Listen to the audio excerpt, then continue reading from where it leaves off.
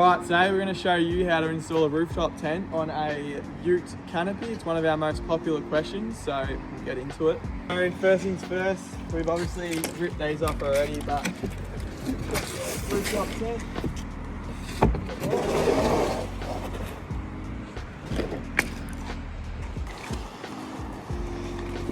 Oh, that's pleasure. We've got a forklift which makes life a lot easier, but for the purpose of the video, also makes it easier to understand. First things first, after the tent's unboxed, is you're going to get your canopy measurements. So pretty much just going to measure the top of the canopy from edge to edge.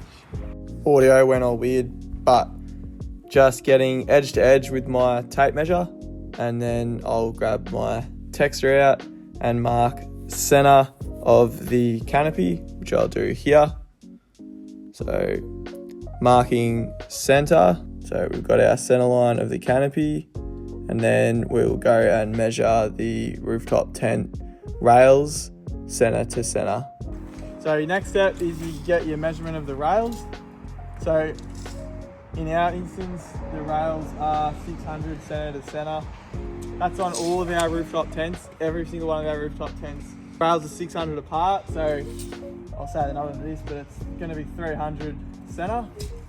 Audio went again, but here I'm getting the original canopy center line, which we marked earlier, and then putting the tape measure 300 mil either side of that marking that because that is where our rooftop tent rails are going to sit, and that becomes our marking point. Alright, so we recommend to all our customers to drill through the canopy bracing. So we've got that marked here on our customer's car. Marked 1, 2, and then 3, 4. So we'll start drilling.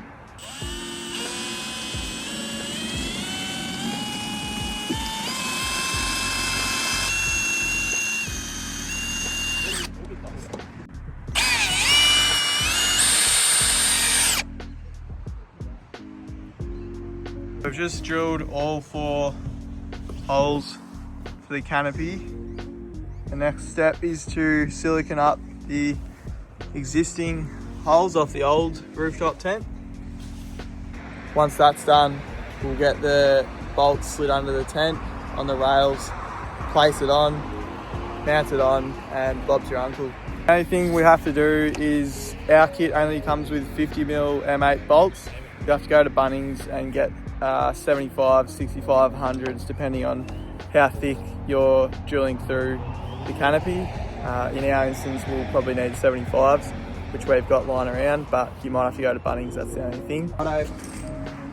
So, canopy's drilled through, siliconed up all the holes, ready to go. This is what you will find in the mounting kit of your tent.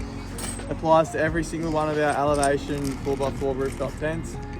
Grab your insert, your bolt through like that, happy days. We have to go to Bunnings and buy longer ones. Slide it through like that, and Bob is literally your uncle. So we've obviously got a forklift, makes life 10 times easier. If you've got a couple of mates, that'll also be easier. I do not recommend doing this with 2 people on the Super Tourer, minimum 3. The other tents you can definitely get by with 2 people. We're going to show you with the forklift how we will do it, getting the bolts lined up with the bolt holes and placing it on the canopy. So let's get into it. Got the tent on the electrical tape, lining up holes.